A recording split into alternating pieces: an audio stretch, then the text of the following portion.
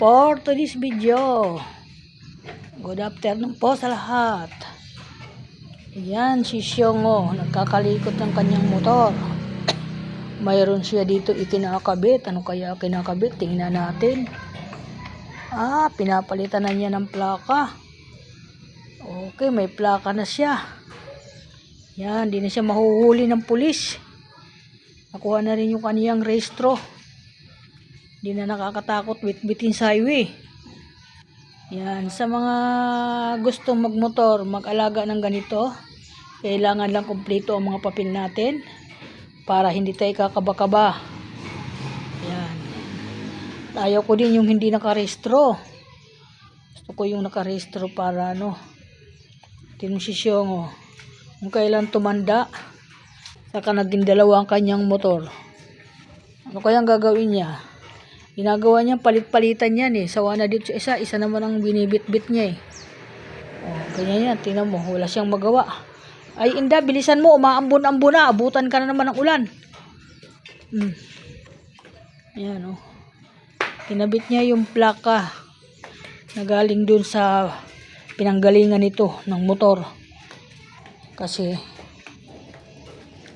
ilang siyang magdala ng motor na baka sakali baka daw mahuli siya.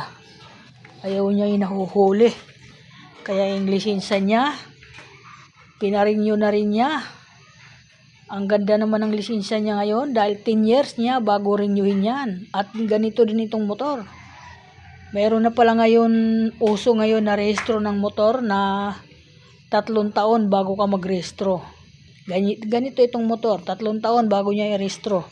Tagal pa, di ba mga guys? Napaka ganda naman ng ginawa. Isipin mo, makakatipid ka din.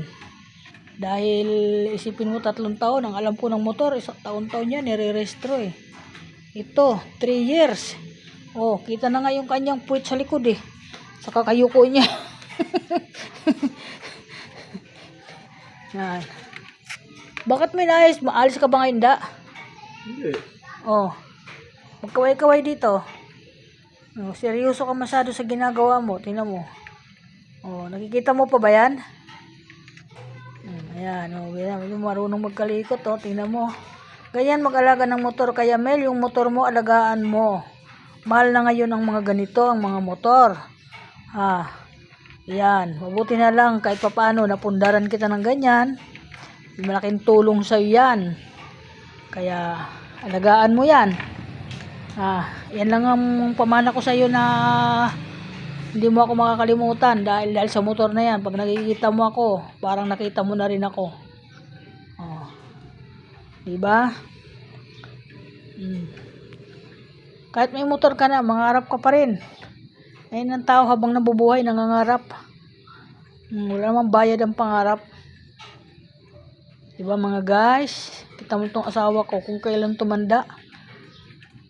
Gusto pa nga bumili ng motor. Saan kaya nga gawin niya ng motor? Ano yung nangyari? Saan nalaglag? Yan Saan? Ito? Yan. Malabo ka na for today's video. Welcome to my vlog. Gina-vlog ko itong asawa ko. Kasi ngayon lang niya kinalikot tong motor.